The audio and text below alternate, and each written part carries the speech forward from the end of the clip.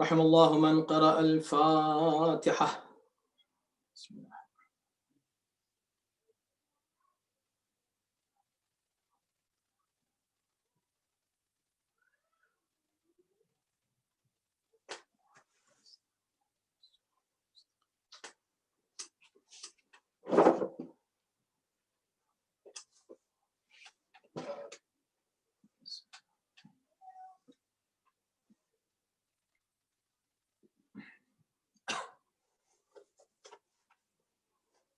أعوذ بالله السميع العليم من الشيطان اللعين الرجيم. بسم الله الرحمن الرحيم. الحمد لله رب العالمين، والصلاة والسلام على أشرف الأنبياء والمرسلين، خاتم النبيين رحمة للعالمين، سيدنا ونبينا وشفيع ذنوبنا وطبيب نفوسنا ومطهر قلوبنا، مولانا أبي القاسم محمد وآله الطيبين الطاهرين المعصومين المظلومين، واللعنة الدائمة على أعدائهم أجمعين من الآن إلى يوم الدين. أما بعد، فقد قال الله سبحانه تبارك وتعالى في كتابه الكريم وهو أصدق القائلين وقوله الحق: بسم الله الرحمن الرحيم. إنما المؤمنون الذين آمنوا بالله ورسوله ثم لم يرتابوا وجاهدوا بأموالهم وأنفسهم في سبيل الله أولئك هم الصادقون. صلوات.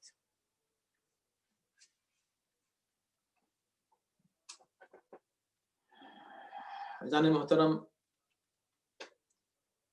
شہادت امیر المؤمنین امام المتقین علی بن ابی طالب علیہ افضل الصلاۃ والسلام کی شہادت کی ان مجالس کے لیے جو آئیسی حسینی شکاگو میں منعقد ہو رہی ہیں، اور اس سال کی مجبوریوں کی وجہ سے اسے صرف آن لائن نشر کیا جا رہا ہے۔ ان مجالس کے لیے ہم نے جو عنوان منتخب کیا ہے وہ شک اور یقین، قرآن اور نہج البلاغہ کی روشنی میں، یہ ہمارا عنوان ہے۔ آپ کو یاد ہے کہ ہم کئی سال سے نہج البلاغہ ہی کے موضوع پر ان ایام میں گفتگو کر رہے ہیں، اور ابھی تک ہم نے چند خطبات پر گفتگو کی ہے گزشتہ کئی سالوں میں۔ اس سال کسی ایک واحد خطبے کو موضوع بنانے کے بجائے ہم نے سوچا کہ ایک ایسے موضوع کو عنوان قرار دیا جائے کہ جو بہت ہی اہم اور ضروری ہے، ہر دور میں ضروری رہا ہے، لیکن اس دور میں اس کی ضرورت شاید زیادہ ہے، اور وہ یہ ہے کہ انسان، ایک مومن، اپنے دین اور ایمان پر، اپنے عقیدے پر قائم اور باقی رہے، دلیل اور برہان کے ساتھ، اور شک اور شبہے کو راہ نہ دے، کسی قیمت پر بھی اسے شک میں مبتلا نہیں ہونا چاہیے۔ شک بہت ہی خطرناک بیماری ہے، اور مخصوصاً ان لوگوں کے لیے کہ جو اپنے عقیدے کو عقل و برہان سے نہیں سمجھتے۔ اور پھر مختلف حالات، ماحول اور کچھ سازشیں اور کچھ کفر و الحاد کی ہوائیں، وبائیں یہ چلتی رہتی ہیں. تو ضرورت اس بات کی ہے کہ انسان یہ سمجھے کہ ہمیں اپنے عقیدے پر کیسے قائم رہنا ہے. عقیدے پر قائم رہنے کے لیے ایمان کو مضبوط رکھنا ہے. ایمان کیسے مضبوط رہے، ایمان کیسے مستحکم ہو، اس کی یہی صورت ہے کہ ایمان آپ کا ہر طرح کے شک اور شبہے سے پاک اور پاکیزہ ہو. ایمان میں ذرا سا بھی شک اگر داخل ہو گیا تو پھر وہ ایمان نہیں ہے. البتہ ایمان اگر شکوک و شبہات سے بالکل مبرہ ہے، بالکل صاف ستھرا ہے، تو پھر انسان یقین کی منزل پر پہنچتا ہے. اور یہی اصل ہدایت ہے. حقیقت ہدایت کیا ہے؟ یقین کامل ہونا آپ کو اپنے عقیدے پر. آپ کا جو ایمان ہے اس میں آپ کو کوئی شک و شبہ نہ ہو. میں نے آیت پڑھی ہے سورہ حجرات کی، اس میں اللہ فرما رہا ہے انما المؤمنون، بلا شبہ مومن صرف وہ لوگ ہیں. اب ظاہر سی بات ہے کہ انما وہ کلمہ ہے کہ جس کو اس مجمع کو سمجھانے کی مجھے ضرورت نہیں ہے. آپ اس کلمہ حصر کے مفہوم کو اور اس کی اہمیت کو سمجھتے ہیں. جہاں یہ لفظ استعمال ہو جائے انما، تو یہ تاکید ہوتی ہے کہ بس یہی ہے، اس کے سوا کچھ نہیں. انما المؤمنون الذین آمنوا باللہ ورسولہ، مومن بس صرف وہ لوگ ہیں جو اللہ اور رسول پر ایمان لائے، اللہ اور رسول پر ایمان لے آئے.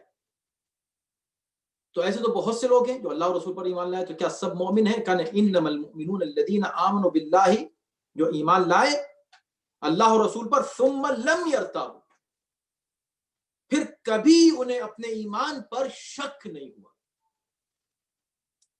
تو یہ ممکن نہیں ہے کہ ایک مومن یہ کہے کہ میں مومن ہوں، میں اللہ اور رسول پر ایمان رکھتا ہوں، مگر مجھے فلاں جگہ شک ہے، یا مجھے اس جگہ کا یقین نہیں ہے، مجھے وہ بات نہیں سمجھ میں آتی، وہ مجھے بات دل میں نہیں اترتی، وہ بات نہیں سمجھ میں آتی. تو جو اگر سمجھ میں نہیں آتی تو یہ مت کہو کہ میں مومن ہوں، بلکہ ابھی تم پروسیس میں ہو ایمان قبول کرنے کی.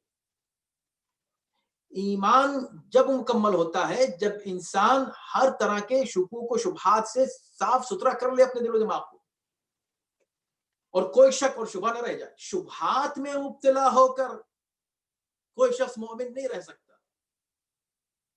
تو اگر شکوک ہو بھی جائیں، ہو سکتے ہیں، میں نے عرض کیا کہ ماحول کبھی انسان کو شک میں مبتلا کر دیتا ہے، حالات انسان کو شک میں مبتلا کر دیتے ہیں، کچھ وسوسے ہیں جو ہر طرف سے آتے ہیں، اور کچھ ایسی باتیں اس کو سننے کو ملتی ہیں کہ جس کی وجہ سے وہ اپنے ایمان پر شک کرنے لگتا ہے، اس کا ایمان ڈگمگانے لگتا ہے. لیکن حقیقی مومن کون ہے؟ کہ جو اللہ اور رسول پر ایمان لانے کے بعد اس کا ایمان اتنا مستحکم ہو کہ ثم لم یرتابوا، پھر کبھی وہ شک نہ کرے. اگر کبھی شک کر لے تو میں نہیں، آپ نہیں، قرآن کیا کہہ رہا ہے کہ اگر شک کر لے تو پھر وہ مومن نہیں ہے. نہ صرف یہ کہ مومن نہیں ہے، سنیے گا، وہ لوگ کہ جو ایمان لائے اللہ اور رسول پر، ایمان لانے کے بعد قائم رہے اپنے ایمان پر، اپنے دین پر، اپنے عقیدے پر، اور پھر اپنے عقیدے سے ہٹے نہیں، شک نہیں کیا. وجاہدوا باموالہم وانفسہم، اور انہوں نے جہاد کیا اپنے مال سے بھی اور اپنے نفس سے. مال اور نفس کا جہاد، یہ دونوں شرط ہے ایمان کے لیے. وانفسہم فی سبیل اللہ، اب اللہ کی راہ میں، اولئک ہم الصادقون، یہی وہ لوگ ہیں جو سچے ہیں. یعنی یہی وہ لوگ ہیں جو اپنے ایمان میں سچے ہیں. اب دیکھیں اس آیت کو اپنے سامنے رکھیے اور اس آیت کو سامنے رکھیے جس میں خدا منافقین کو جھوٹا قرار دے رہا ہے. واللہ یشہد ان المنافقین لکاذبون، خدا گواہی دیتا ہے کہ منافق جھوٹے ہیں. تو منافقوں کو اللہ نے کہا جھوٹے ہیں، مومن کے لیے وہ مومن جو کبھی شک نہ کرے اور اللہ کی راہ میں اپنی جان اور مال کی قربانی پیش کرتا رہے، اللہ کہہ رہا ہے اولئک هم الصادقون، یہ سچے ہیں. وہ بھی خود کو مومن کہتے ہیں، وہ بھی اللہ اور رسول پر ایمان کا اعلان کر رہے ہیں. آپ پڑھیں وہ پورا سورہ ہی ان کے اوپر نازل ہوا ہے، نام بھی سورہ کا وہی ہے، سورہ المنافقون. اذا جاءك المنافقون قالوا نشهد انك لرسول الله والله يعلم انك لرسوله والله يشهد ان المنافقین لکاذبون واللہ یشہد ان المنافقین لکاذبون. یہ منافق آتے ہیں اور آ کر یہ کہتے ہیں کہ اے حبیب، آپ کے بارے میں یہ کہتے ہیں، آپ سے یہ کہتے ہیں کہ نشہد انک لرسول اللہ، کہ ہم گواہی دیتے ہیں کہ آپ اللہ کے رسول ہیں. یہ منافق گواہی دے رہا ہے کہ اللہ کے رسول ہیں، خاتم النبیین. یہ گواہی صحیح ہے کہ نہیں ہے؟ یہ بات صحیح ہے کہ نہیں؟ تو یہاں مفسرین نے لکھا ہے کہ دیکھیں، خبر تو سچی ہے کہ آپ اللہ کے رسول ہیں، یہ خبر سچی ہے، لیکن مخبر جھوٹا ہے. یعنی خبر جو لے کر آ رہا ہے وہ جھوٹ بول رہا ہے. خبر سچی ہے، اسی لیے اس خبر کے سچی ہونے کے لیے بیچ میں، اس سے پہلے کہ خدا یہ کہے کہ منافق جھوٹے ہیں، خدا نے کہا واللہ یعلم انک لرسول، خدا تو جانتا ہے کہ تم اس کے رسول ہو، تم اس کے رسول تو ہو طے شدہ، مگر یہ جھوٹ بول رہے. تو جب یہ کہنا تھا کہ یہ جھوٹ بول رہے تو کوئی یہ نہ سمجھے کہ وہ اپنی خبر میں جھوٹے ہیں. خبر میں جھوٹے نہیں ہیں، بلکہ خبر دینے میں جھوٹے، خبر سنانے میں جھوٹے، دعوے میں جھوٹے ہیں. خبر صحیح ہے، خبر سچی ہے. سبحان اللہ. یہ منافقوں کی ہمیشہ سے یہ عادت رہی ہے، نعرے وہ لگاتے ہیں جو حق ہیں اور سچ ہیں، لیکن مقصد ان کا باطل ہوتا ہے. یہی میرے مولا نے فرمایا تھا جب اسی طرح کے منافقین نے ایک نعرہ لگایا تھا لا حکم الا للہ، کہ حکومت صرف اللہ کی ہے، کسی کی نہیں ہے. تو علی کی حکومت کے مقابلے پر جب خوارج کھڑے ہوئے تو ان کا نعرہ ہی یہ تھا، اللہ اللہ کرو، بس اللہ اللہ کرو، اللہ کے علاوہ کوئی نہیں. آج بھی ہے اس طرح کے خوارج. علی کی کیا ضرورت ہے، علی کا ذکر کی کیا ضرورت ہے، اہل بیت کا ذکر کی کیا ضرورت ہے، رسول اللہ کا ذکر کیوں کیا جائے، دوسروں کا ذکر کیوں، بس اللہ، صرف اللہ کی بات. تو انہوں نے بھی کہا بس صرف اللہ، حکومت بھی صرف اللہ کرے گا، لا حکم الا للہ، جو بھی حکومت ہے اور جو بھی فیصلے صرف خدا کے فیصلے ہیں. اب بتائیے لا حکم الا للہ یہ اچھی بات ہے کہ نہیں ہے؟ بے شک ساری حکومت اللہ کی ہے، للہ ما فی السماوات ما فی الارض، اس سے کون انکار کرے گا. لیکن اب انہوں نے جیسے یہ نعرہ لگایا تو میرے مولا امیر المؤمنین نے کیا فرمایا نہج البلاغہ میں؟ یہ ہے وہ مسئلہ یقین و شک جو ہمارا موضوع ہے. اس پر توجہ کیجئے گا کہ ہم اس پر انشاءاللہ جس انداز سے گفتگو کریں گے اس سے یہ اندازہ ہوگا کہ یہ موضوع انتہائی اہم موضوع ہے آج ہمارے لیے بھی اور ہر انسان کے لیے. تو نعرہ لگایا لا حکم الا للہ، بڑا پیارا نعرہ تھا. امیر المومنین نے بڑا حسین اس کا جواب دیا، کہا کلمۃ حق یراد بها الباطل، کلمہ حق ہے، مراد باطل ہے. اس کا مطلب یہ ہے کہ یہ جو وسوسے لے کر آتے ہیں وہ بڑے پیارے پیارے نعرے لے کر آتے ہیں، بڑے پیاری پیاری باتیں لے کر آتے ہیں، مگر اس میں جو چیزیں پوشیدہ ہوتی ہیں وہ اصل میں عقیدے کے لیے زہر ہوتا ہے. مگر پتہ کیسے چلے، معلوم کیسے ہو کہ بھئی یہ زہر لے کر آ رہے ہیں عقیدے میں؟ یہ منافق گھس گئے، یہ منافق گھس گئے، مسلمانوں کے درمیان گھس گئے، اور اس طرح گھسے کہ انہی کی شکل و صورت اختیار کی، انہی کے حلیے میں، انہی کے انداز میں، انہی کے ساتھ بالکل ان جیسے. بھئی ان جیسے کیسے؟ کہ یہ جو ہے کہتے ہیں لا الہ الا اللہ محمد رسول اللہ، ہر مسلمان یہ کہتا ہے اور یہ کہہ کے مسلمان ہوتا ہے. انہوں نے کہا ٹھیک ہے ہم بھی یہ کہہ دیتے ہیں اشہد انک لرسول، انک رسول اللہ، ہم گواہی دیتے ہیں کہ آپ اللہ کے رسول ہیں. اب وہی کہا جو مسلمان کہتے ہیں، وہی کلمہ پڑھ رہے ہیں جو مسلمان پڑھتے ہیں. اب بڑا مشکل ہو گیا مرحلہ یہاں. وہ وہی کہہ رہے ہیں جو مسلمان کہہ رہے ہیں. آپ اور ہم کو کیا حکم ہے بتائیے؟ اگر کوئی آپ کے سامنے آ کر کہے کہ میں مسلمان ہوں تو آپ کیا کہیں گے؟ آپ کہیں گے بالکل میں قبول کروں گا، مجھ کو کیا پتا اس کے دل میں کیا ہے. دل کا، ہمیں دل کی حالت کا ہمیں کوئی کسی طرح کا کوئی اندازہ بھی نہیں ہے، اندازہ بھی، خیر خبر تو کیا ہوتی کہ کیا ہے اس کے دل میں، اندازہ بھی ہم نہیں لگا سکتے کہ اس کے دل میں کیا ہے. اور ایمان کا تعلق دل سے ہے. اب اگر یہ کہہ رہا ہے کہ میں رسول کو مانتا ہوں تو میں مان لوں گا کہ ہاں بھی مسلمان. خدا بالکل واضح الفاظ میں کہہ رہا ہے کہ نہیں یہ جھوٹ بولے. جھوٹ کیا بول رہے ہیں؟ یعنی الفاظ جو نکلے ہیں یہ جھوٹ ہے؟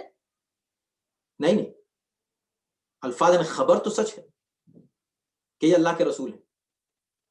پھر کیا جھوٹ ہے؟ یہ بات ان کے دل سے نہیں نکلی ہے. یہ جو خود کو مسلمان بتانا چاہتے ہیں نا، محمد رسول اللہ کہہ کر کلمہ پڑھ کے، یہ جھوٹ ہے. اب منافق ہو گئے جھوٹے. کیوں؟ اس لیے کہ کفر ہے ان کے دل میں اور زبان پہ ہے اسلام. اب ہم کیا کریں؟ دیکھیں توجہ کیجئے گا. اب قرآن کا، نہج البلاغہ کا، پیغمبر اسلام کی سیرت میں، ان کے اقوال میں ہم سے مطالبہ شریعت کا یہ ہے کہ تم اپنے دین کو، ایمان کو محفوظ رکھو اور کسی وسوسے میں مت پڑ جانا، کسی شک اور شبہے میں مت پڑ جانا. اپنے یقین کو مضبوط رکھو. ثم لم یرتابوا، کسی طرح بھی ارتیاب، شک کو راہ مت دینا اپنے دل میں. اب یہ گھس گئے ہمارے ہی صفوں میں تو ہم کیا کریں؟ اور ہم دلوں کو پہچانتے نہیں، ہم دلوں تک ہماری نظر جاتی نہیں، ہمیں معلوم نہیں کہ یہ دل سے کہہ رہے ہیں یا زبان سے کہہ رہے ہیں. ہم تو خطرے میں آ گئے. تو یا اللہ ایسے خطرے میں رہ کر اپنے ایمان کو کیسے بچائیں گے؟ نہ جانے کون سا منافق کہاں سے آ کے کیا بات کہے گا، ہم اس پہ یقین کر لیں گے کہ ابھی مسلمان ہے، کہہ رہا ہے، کلمہ پڑھ رہا ہے، چلو مان لو. ہمارے بچے خطرے میں ہوں گے تو ہم کیا کریں؟ تو اب کوئی ایک ایسی علامت ہونی چاہیے کہ جس سے ہمیں پتہ چل جائے کہ جو کلمہ پڑھنے والے ہیں ان میں کون سچا کلمہ پڑھنے والا ہے اور کون سچا نہیں. یا کم از کم منافق کی کوئی تو علامت ہم کو مل جائے کہ جس سے ہم منافق سے بچ سکیں. اور نہیں تو پورے معاشرے کو تباہ کر دے گا، برباد کر دے گا. ٹھیک ہے اس کے دل کی بات ہے، لیکن دل کی حالت کا کچھ تو اظہار ہو، کچھ تو پتہ چلے، کچھ تو ظاہر ہو سکے کہ بھئی یہ کون ہے، تاکہ ہم اپنے ایمان کو تو بچا سکیں، اپنے بچوں کے ایمان کو بچا سکیں، معاشرے کو بچا سکیں. تو فوراً کیا آیا جواب؟ گھبراؤ نہیں، ہم تم کو بتائیں. یہ جو منافق جھوٹ بول رہے ہیں اس کا ریزن کیا ہے؟ ان کے جھوٹ بولنے کا ریزن یہ ہے کہ یہ فصدوا عن سبیل اللہ انہم ساء ما کانوا یعملون. یہ لوگ، انہوں نے کفر کیا، پھر ایمان لائے، پھر کفر کیا، اور یہ لوگ اللہ کے راستے سے ہٹ گئے اور ہٹاتے ہیں لوگوں. تو اللہ پر یقین کے بغیر یہ رسول اللہ کا نام کیسے لے رہے ہیں؟ کہ نہیں، اللہ کا بھی کلمہ پڑھ رہے ہیں، لا الہ الا اللہ بھی کہہ رہے ہیں، محمد رسول اللہ بھی کہہ رہے ہیں. تو کیا کمی ہے پھر؟ کہا اللہ کے راستے کو نہیں مان رہے. تو اللہ کا راستہ کوئی تیسری چیز ہے؟ کہ نہیں، لا الہ الا اللہ کہہ رہے ہیں، محمد رسول اللہ کہہ رہے ہیں، اللہ کے راستے کو نہیں مان رہے ہیں. اللہ کا راستہ کیا ہے؟ اللہ کا راستہ سبیل اللہ کیا ہے؟ دیکھیں قرآن میں ہے کہ پیغمبر اسلام نے اپنی امت سے کہا قل لا اسألکم علیہ من اجر، قل ما اسألکم علیہ من اجر ان اجری الا علی اللہ. اللہ نے نبی سے کہا کہ نبی سے ان سے کہہ دیں کہ میں تم سے کوئی اجر نہیں چاہتا سوائے اس کے کہ تم اللہ کی سبیل کو اختیار کرو، اللہ کی سبیل کو مانو. بس الا من شاء يتخذ الى ربه سبیلا، جو بھی اللہ کی سبیل کو مان لے بس اتنا ہی کافی ہے، میں تم سے کوئی اجر نہیں چاہتا. یہ پیغمبر اسلام سے اللہ نے کہا. پھر کہا، اب اس کی وضاحت بھی کر دو کہ ہے کیا سبیل. قل لا اسألکم علیہ اجرا الا المودۃ فی القربى، میں تم سے کچھ نہیں مانگتا سوائے اس کے کہ تم میرے اہل بیت سے محبت کرو. ابھی تو آپ کہہ رہے تھے میں کچھ نہیں مانگتا، اب آپ کہہ رہے ہیں کہ اہل بیت سے محبت کرو. کہاں؟ وہاں جو تم سے مانگا تھا سبیل اللہ مانگی تھی، یہاں پر اہل بیت سے محبت مانگی ہے. اگر یہ دونوں چیزیں الگ ہوتی تو بعد میں تضاد آتا، لیکن چونکہ دونوں ایک ہی ہیں، وہاں سبیل اللہ جس کو کہا یہاں اس کو مودت القربہ کہا ہے، اور یہاں پر جن کو قربہ کہا ہے وہاں پر ان کو سبیل اللہ کہہ دیا ہے. پتہ چلا کہ سبیل اللہ اصل میں وہ راستہ ہے کہ جو لا الہ الا اللہ اور محمد رسول اللہ پر قائم رکھتا ہے. اگر اس راستے سے ہٹ گئے تو نہ لا الہ الا اللہ تک پہنچ سکتے ہیں، نہ محمد رسول اللہ تک پہنچ سکتے ہیں. وہ راستہ کیا ہے؟ مودۃ فی القربہ سے پتہ چلا کہ قربہ یعنی اہل بیت پیغمبر اسلام کے اہل بیت وہ اللہ کا راستہ ہیں کہ جس کے ذریعے سے انسان لا الہ الا اللہ اور محمد رسول اللہ سے جڑا رہتا ہے. پتہ چلا کہ لا الہ الا اللہ اور محمد رسول اللہ کے ساتھ ایک اور کلمے کی ضرورت ہے، یہ ثابت کرنے کے لیے کہ ہم اللہ کی سبیل کو مانتے ہیں، اللہ کی سبیل سے ہٹتے نہیں ہیں. اور وہ کیا ہے؟ علی ولی اللہ. یہ علی ولی اللہ بتا دیتا ہے کہ تم نے لا الہ الا اللہ اور محمد رسول اللہ کس نیت سے کہا. فرمایا آپ نے، ورنہ تو یہ فیر نہیں ہوگا. آپ سوچیں، عدل الہی کا تقاضا ہے کہ اگر ہم اپنے ایمان کو بچانا چاہیں تو ہمارے درمیان منافقین آتے چلے جائیں اور ہم ان کو پہچانے نہیں، وہ تو ہمارے عقیدے کو خراب کر دیں گے، وہ تو سب کچھ برباد کر دیں گے. تو کہا نہیں، اس کی پہچان ہم نے رکھی ہے، اور پہچان یہی ہے کہ وہ سبیل اللہ کو نہیں مانتے. اور سبیل اللہ کون ہے؟ وہ علی ہے. یہی وجہ ہے کہ پیغمبر اسلام نے بہت واضح لفظوں میں کہا کہ یا علی لا يحبك الا مؤمن ولا يبغضك الا کافر او منافق. کہ اے علی، تم سے کوئی محبت کر ہی نہیں سکتا علاوہ اس کے جو مومن ہو. اس لیے کہ ایمان سے دل پاک ہوتا ہے، جب دل پاک ہوگا تب پاک محبت اس پاک دل میں آئے گی.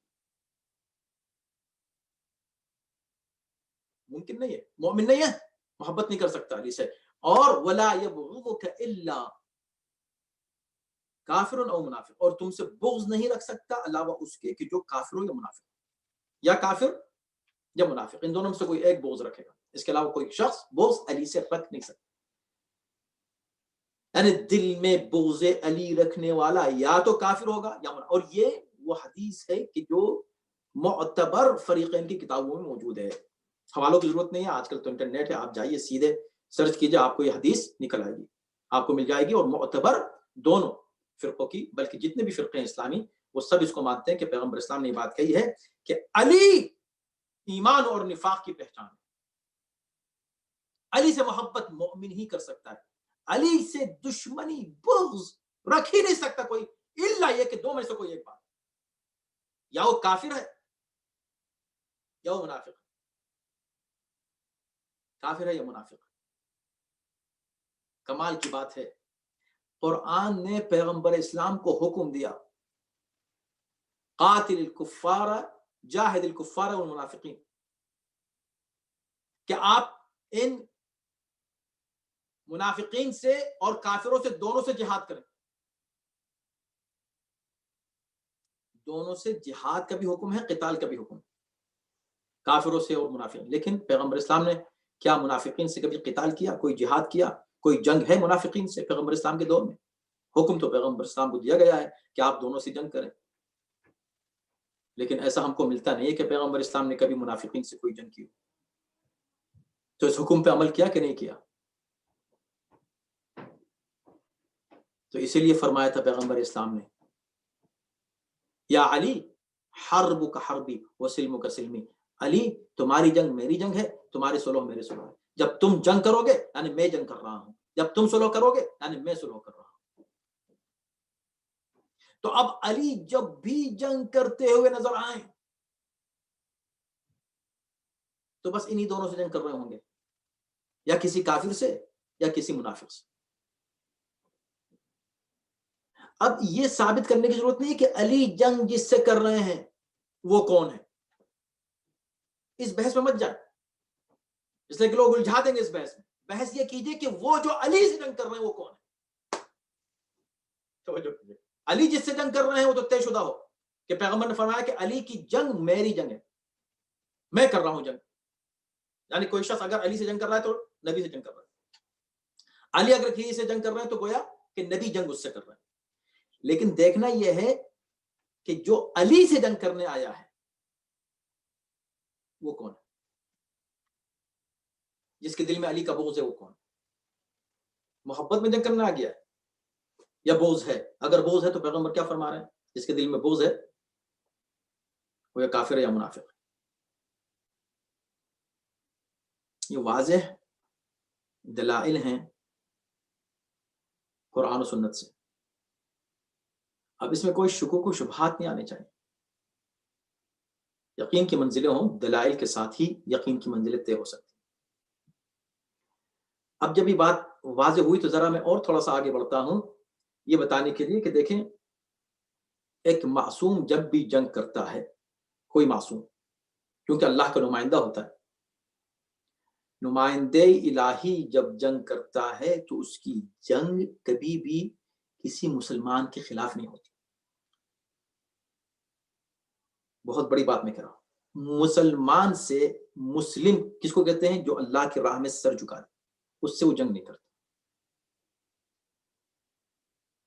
جنگ اسی سے کرتا ہے کہ یا تو کھلا ہوا کافر ہو یا چھپا ہوا کافر۔ چھپے ہوئے کافر کو منافق کہتے ہیں، یعنی ظاہراً وہ اسلام کا اظہار کرتا ہے لیکن اصل میں وہ نہیں ہوتا مسلمان۔ اب آپ کہیں گے یہ کیا بات ہوئی؟ امام حسن نے جو جنگ کی، امام حسین نے جو جنگ کی کربلا کے میدان میں، ٹھیک ہے وہ بڑے ظالم تھے، بڑے جابر تھے اور بے دین تھے، ساری باتیں تھیں، لیکن بظاہر مسلمان تھے، جنگ کرنے آئے تھے، اسلام کے نام پہ جنگ کر رہے تھے، بغیر جلدی قتل کرو، جلدی ذبح کرو، اس سے کہ ہم کو نماز پڑھنی ہے، نماز بھی پڑھ رہے تھے، قرآن کی آیتیں بھی سنی جا رہی تھیں ادھر سے۔ تو یہ کون لوگ تھے؟ تو آپ یہ دیکھیں کہ ایک معصوم، جیسے بھی ہمارا موضوع کیا ہے کہ ہم شکوک اور شبہات میں مبتلا نہ ہوں۔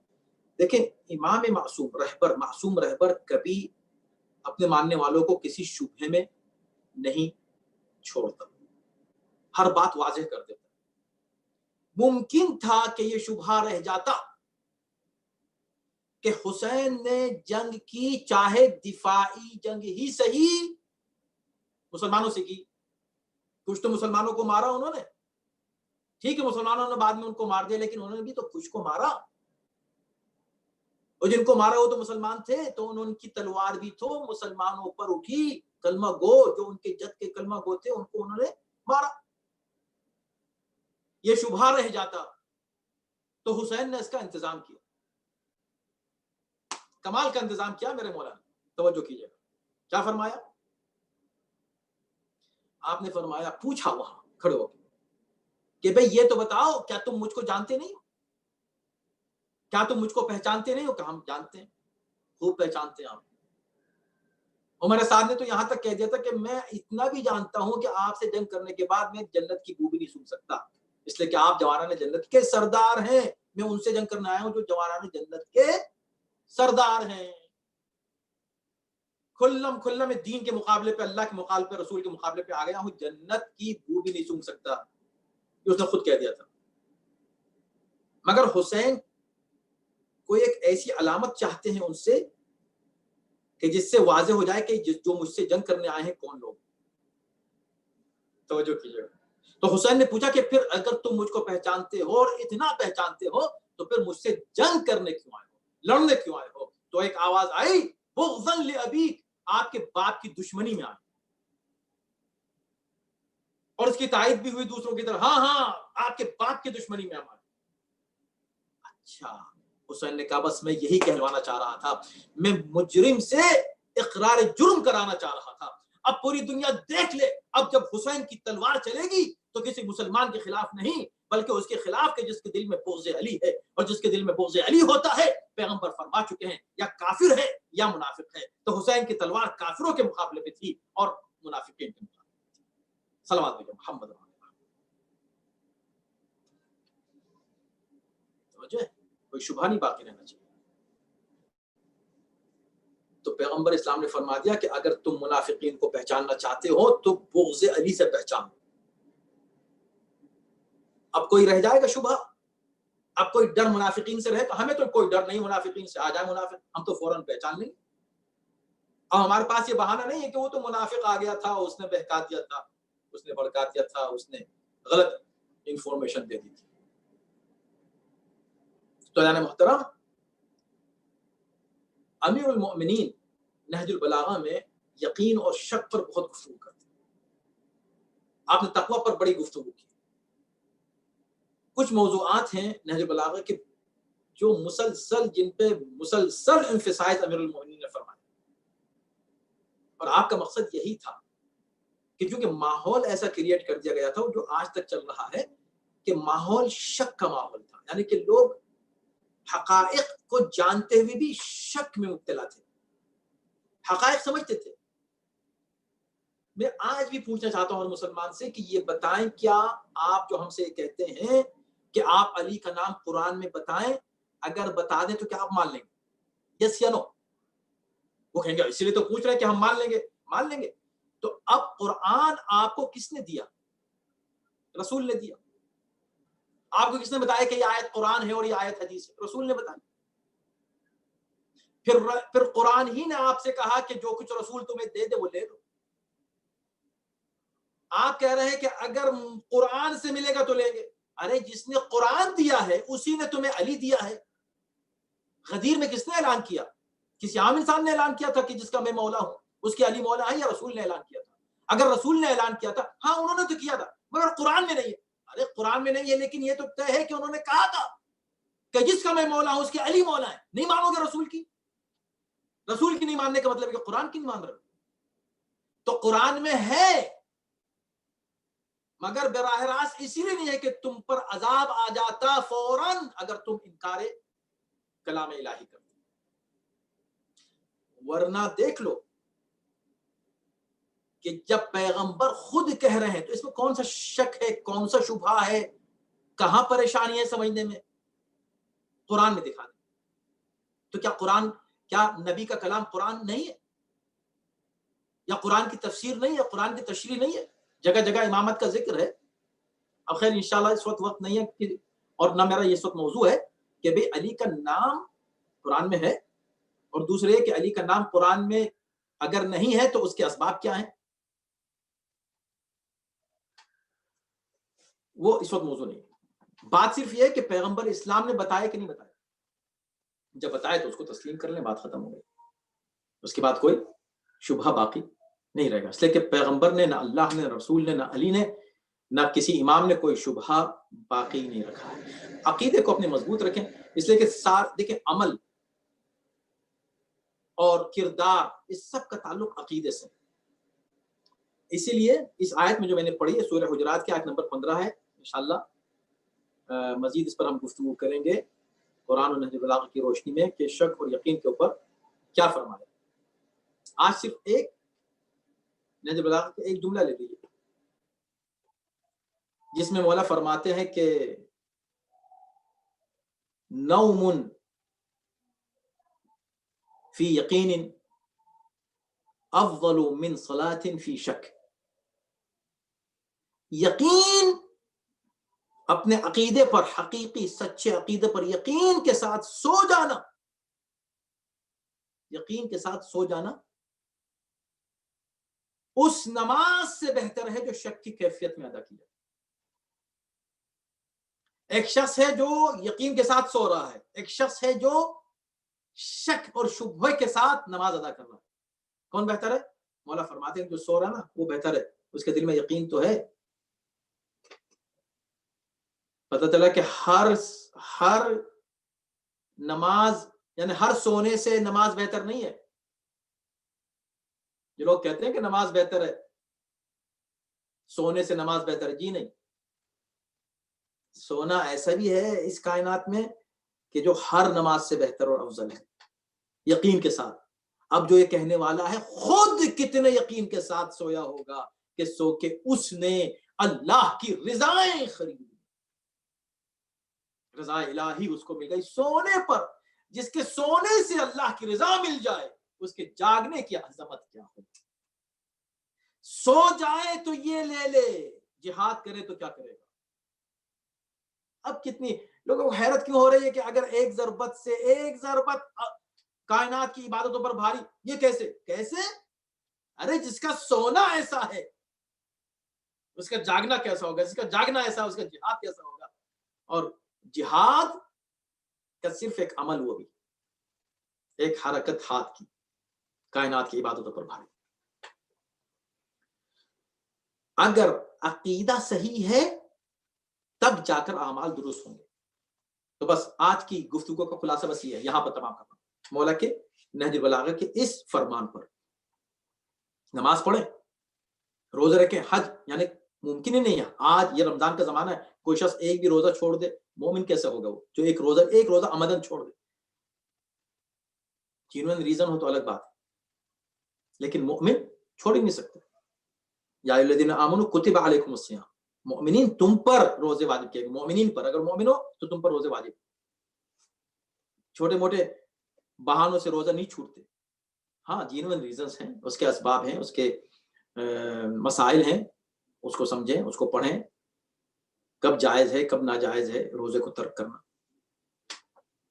یہ سب باتیں. لیکن ایک مومن روزہ ترک نہیں کر سکتا، ایک مومن نماز ترک نہیں کر سکتا. نماز تو چھوڑیں، مستحبات کو ترک نہیں کر سکتا. مومن کی تو شان یہ ہے کہ وہ نماز شب بھی ترک نہیں کرتا. نماز شب اتنی آسان نماز ہے کہ اس کو بھی ترک نہیں کر سکتا. مستحبات کو مومن ترک نہیں کرتا، چاہے کہ واجبات. لیکن یہ جتنے بھی اعمال ہیں یہ یقین کی کیفیت میں ہونے چاہیے، شک کی کیفیت میں نہیں. یہ ہے خلاصہ پوری گفتگو کا آج. کہیں بھی خدا نہ خواستہ کوئی دیکھیں، سوال ذہن میں آنا بری بات نہیں ہے، سوال ذہن میں آ سکتا ہے، شک ذہن میں نہیں آ سکتا. مومن کے شک ذہن میں نہیں آ سکتا. بس اس کا کوئی بہانہ نہیں ہے انسان کے پاس کہ یہ وجہ تھی میں شک میں مبتلا نہیں. ہاں سوال آ جائے تو فوراً وہ سوال کریں، اسے شک میں تبدیل ہونے سے پہلے کلیئر کر لیں، صاف کر لیں، پوچھ لیں. فاسألوا اہل الذکر، ظاہر ہے کہ اس سے اصل مراد تو اہل بیت ہے. تو اہل بیت سے پوچھو، یا وہ جو اہل بیت کے دامن سے جڑے ہوئے ہیں ان سے پوچھو، اس لیے کہ ان کے پاس صحیح حقیقی علم ہے. وہ علم جو پیغمبر اسلام نے محصور کر دیا اور محدود کر دیا اس شہر میں جس کے علی دروازہ ہے. تو اس سے آپ لیں علم، اس گھرانے سے جہاں علم آپ کو ملے گا شکوک و شبہات فوراً دور ہوں گے. اسلام تو عقل کا مذہب ہے، ہر بات اسلام کی عقل پر مبنی ہے، کوئی چیز ایسی نہیں جو خلاف عقل ہو. تو شک آنے کا تو گنجائش ہی نہیں ہے. شک تو وہاں انسان ڈیسائیڈ نہیں کر سکے کہ یہ سچ ہے یا یہ سچ ہے. اس کیفیت میں مومن کیسے رہے گا جبکہ اس کے پاس سارے ریسورسز موجود ہیں حق کو پہچاننے. تو بس جان محترم، سب سے بڑی حق کی پہچان علی کی ذات ہے. علی کی ذات کو بتا دیا کہ دیکھو یہ مومن اور غیر مومن کی پہچان علی کی ذات ہے. پھر اوور آل جدھر علی ہوں گے ادھر ہی حق ہوگا. علی حق کی پہچان اللہ نے بنایا، انہی کے ذریعے سے تم خدا تک پہنچ سکتے ہو، انہی کے ذریعے سے تم رسول تک پہنچ سکتے ہو. ان کو مائنس کر کے، انہیں کاٹ کے، بائی پاس کر کے اگر تم خدا کی طرف جانا چاہو طے شدہ ہے کہ تم خدا کی سبیل سے ہٹ رہے ہو. اور جو خدا کی سبیل سے ہٹ جائیں ان کے لیے ابھی میں نے آیت پڑھی، ممکن نہیں. یعنی ایسے یہ کوئی یہ کہے کہ میں خدا کو مانتا ہوں قرآن کو نہیں مانتا. قرآن کو تو نہیں مانتا، اللہ کو مانتا ہوں. تو بس تم جس اللہ کو مانتے ہو اللہ وہ نہیں ہے جس کا مطالبہ خود اللہ نے کیا ہے کہ مجھے مانو. ورنہ ہر شخص دعویٰ کر رہا ہے کہ میں گاڈ کو مانتا ہوں، میں ایشور کو مانتا ہوں، میں یزدان کو مانتا ہوں. الگ الگ ناموں سے اللہ کو پکارتے ہیں، سب پکارتے ہیں، خدا کو پکارتے ہیں، اور وہ سب کہتے ہیں ایک ہی ہے. لیکن وہ جو اصل ایک حقیقتاً اس کی پہچان ممکن نہیں ہے قرآن کے بغیر. اسی طرح قرآن کا سمجھنا ممکن نہیں ہے علی کے بغیر. تو خدا اور رسول کو اگر جاننا ہے اور پہچاننا ہے اور سمجھنا ہے اور خدا رسول تک پہنچنا ہے، پیریڈ. اس میں کوئی ذرا بھی شک مت کی، جس میں دلیل تو علی خود دلیل ہے. علی کے بغیر اگر کوئی کہے میں خدا تک پہنچ رہا ہوں تو بس میں کیا لفظ استعمال کروں؟ وہی جو قرآن نے استعمال کیا بس اسی کو آپ دوہرا لیں اور جو علی کے مقابلے پر آ جائے اور جو علی کو قتل کرنے چلا ہے. آج کی رات علی کے ذکر کی رات ہے. آج شب قدر بھی تو ہے، شب قدر بھی ہے، اور ایسی رات میں جو عبادت کی رات ہے، ایسے مہینے میں جو عبادت کا مہینہ ہے، ایسی جگہ پر جو عبادت کی جگہ ہے، ایسی حالت میں کہ جو عبادت کی حالت تھی، علی کے سر پر ضرب لگی ہے.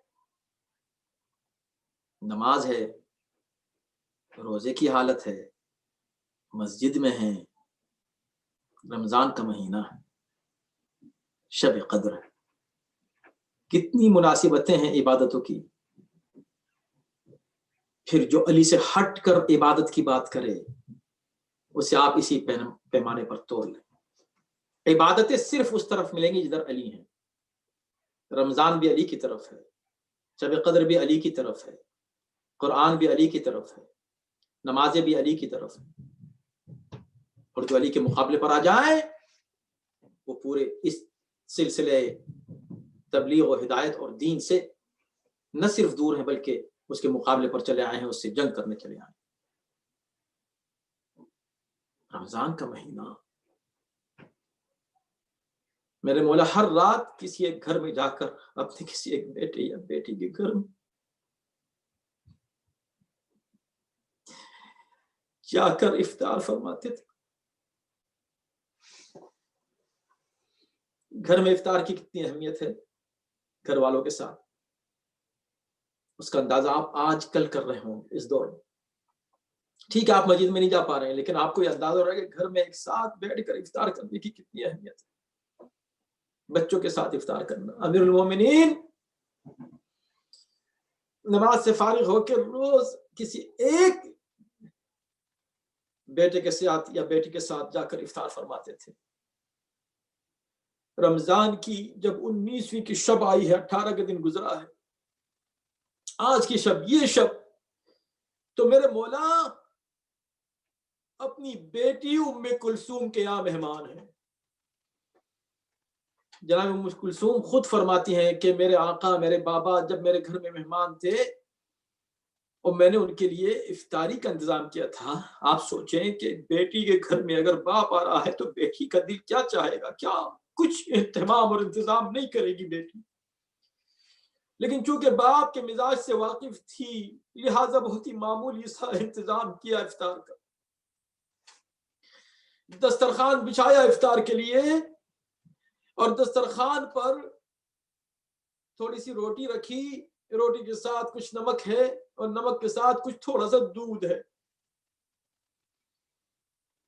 امام دسترخوان پہ بیٹھ گئے، بیٹھ کے اپنی بیٹی کے چہرے کو دیکھا اور دیکھ کر کہا، میری بیٹی، میری لاڈلی، تو نے کبھی اپنے باپ کو 2 چیزوں سے افطار کرتے ہوئے دیکھا؟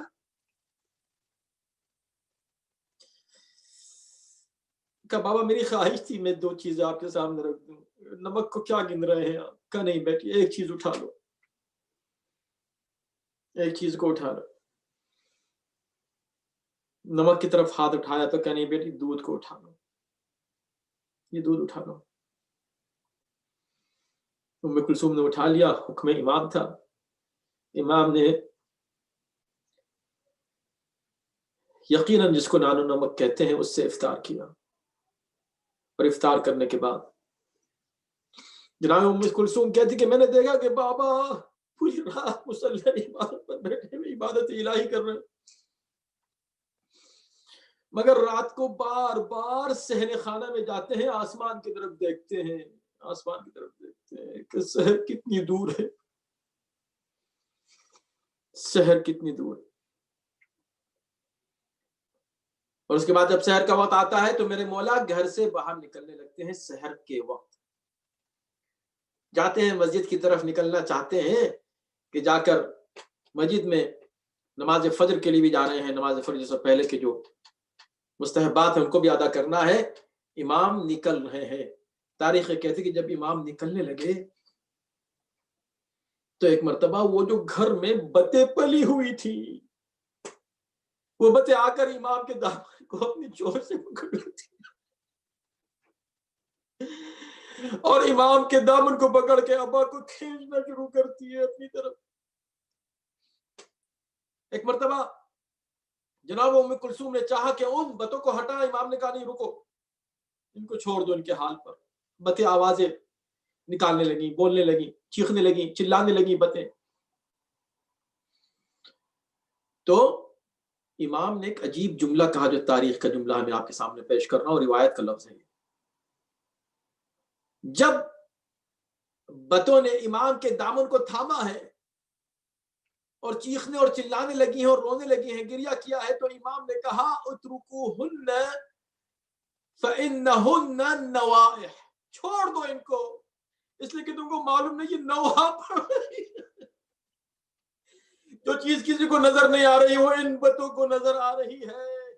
اللہ اکبر, کیسا ہے میرا آقا میرا امام. جب جنازہ اٹھا ہے تو یتیم بچے جنازے کے پیچھے پیچھے, ایک جنب غفیر ہے غریبوں کا, مسکینوں کا, یتیموں کا, کہ آج وہ ہمارے سر سے اٹھ گیا ہے جو ہماری سرپرستی کرتا تھا. ارے میں کہتا ہوں سرپرستی کرنے والا وہ پروردگار کا وہ نمائندگا, وہ ان بچوں کی سرپرستی نہیں, یتیموں ہی کی نہیں, انسانوں ہی کی نہیں, مسکینوں کی نہیں, ان بتوں کی سرپرستی کر رہا ہے. اتنا خیال ان بتوں کا ہے کہ تاریخ کہتے کہ جب امام نکلنے لگے اور بتوں کو روکنا چاہا تو امام نے کہا انہن نوائح, چھوڑ دو یہ نوحہ پڑ رہی ہے. آنے والے حالات کا ان کو پتا ہے کیا ہونے والا ہے. نوحہ خان ہے یہ, ہٹاؤ, رکو. مگر دیکھو بیٹی یہ بے زبان جانور ہے. اب جو امام نے وصیت کی ہے عجیب تھی, دیکھو ان کے کھانے اور پانی کا دھیان رکھنا, اور اگر تم نہ رکھ سکو تو ان کو آزاد کر دینا. یہ عجیب جملہ میرے مولا نے فرمایا. کس سے کہا ہے؟ ام کلثوم سے. کہا میں کہوں گا مولا آپ یہ بات ام کلثوم سے کہہ رہے ہیں. اے بیٹی ام کلثوم, ان کے کھانے کا اور پانی کا, دانے پانی کا دھیان رکھنا. اگر نہ کر سکو تو ان کو آزاد کر دینا. اتنا آپ کو خیال ہے ان بتوں کا, اتنا آپ کو خیال ہے ان کے پانی کا. کس سے کہہ رہے ہیں؟ اس ام کلثوم سے. ارے کہ جو کربلا میں بچوں کو تڑپتا ہوا اپنی آنکھوں سے دیکھے گی, عجب نہیں جو آواز دے رہی ہو یہ بیٹی آپ کی. اے نجف کے بادشاہ, نجف کربلا سے کوئی دور نہیں ہے, ان بتوں کی نصیحت کر رہے تھے. آپ کے بچے پیاسے ہیں, آپ کے یہ آل اور اولاد پیاسی ہے, یہ سکینہ تڑپ رہی ہے, یہ علی اصغر دم توڑ رہا ہے پیاس سے. مولا یہ امت رسول اس انداز سے ان کو پیاسا رکھے ہوئے. آپ کی زحمت تمام کر رہا ہوں, بس آخری جملے اس لیے کہ وہ شب ہے 19ویں کی شب ہے, شب ضربت ہے. بس ایک فقرہ اور آپ کی زحمت تمام. میرے مولا نکلتے ہیں گھر سے, مسجد میں آتے ہیں, اور مسجد میں آنے کے بعد نماز مشغول ہوتے ہیں. وہ قاتل جو تلوار کو چھپائے ہوئے لیٹا ہوا اور سو رہا تھا, ایک مرتبہ اٹھتا ہے. اٹھنے کے بعد جب امام سجدے کی کیفیت میں جاتے ہیں, سجدے سے سر اٹھ رہا ہے اور اس کی تلوار سر پر پڑی ہے. ارے اسی جگہ جہاں اس سے پہلے عمر ابن عبدود کا زخم تھا, وہ اسی مقام پر یہ سر پڑی. امام نے اپنے سر کو دونوں ہاتھوں سے پکڑ لیا. فستو ورب کعبہ, رب کعبہ کی قسم میں کامیاب ہو گیا. ادھر علی کی آواز, ادھر آسمان پر ایک آواز آئی, تہدمت واللہ ارکان الہدا, اللہ کی قسم ہدایت کے ارکان منہدم ہو گئے. الا قد قتل امیر المؤمنین, امیر المؤمنین قتل گئے. سيعلم الذين ظلموا أي منقلب ينقلبون. ما كان حسين.